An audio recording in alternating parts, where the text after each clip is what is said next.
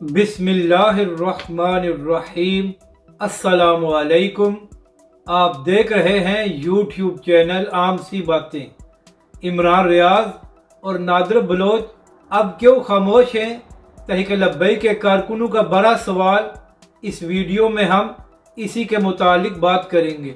नाजरीन कराम, तहरीक लब्बैक या अल्लामा साद हुसैन रिजवी के मुतालिक कोई झूठी खबर भी हो तो बड़े बड़े सहाफ़ी उसको शेयर करके तहरीक लब्बैक के ख़िलाफ़ प्रोपेगेंडा करते हैं, मगर जब इमरान खान या PTI के मुतालिक कोई बात आ जाए तो बड़े बड़े सहाफ़ियों के मुंह को ताला लग जाता है।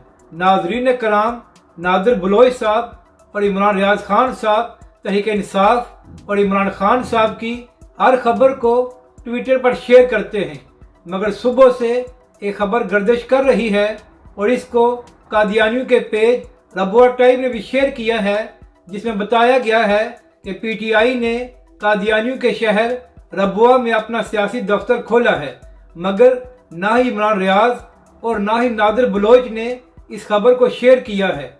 तो इन दोनों बड़े सहाफ़ियों से मेरा ये सवाल है कि आप लोगों की क्यों हिम्मत नहीं हुई कि आप इस खबर को शेयर करें? वैसे तो आप हर बंदे पर तनकीद करते हैं, तो आपसे मेरा सवाल है कि जो शख्स रियासत मदीना का दावेदार हो, क्या वो मुनकरीन ख़त्म नबूवत से वोट मांगता है या उनके शहर में अपना सियासी दफ्तर खोलता है? मुझे आप दोनों के जवाब का इंतज़ार रहेगा।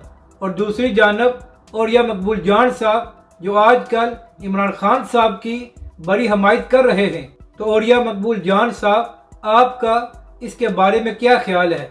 क्या आप भी इतनी हिम्मत करेंगे कि PTI और इमरान खान से सवाल करें कि उन्होंने कादियानियों के शहर में अपना सियासी दफ्तर क्यों खोला है? या औरिया मकबूल जान साहब, क्योंकि आजकल आप इमरान खान की हमायत कर रहे हैं तो आप इसलिए इस बात को पी जाएंगे और खामोश हो जाएंगे?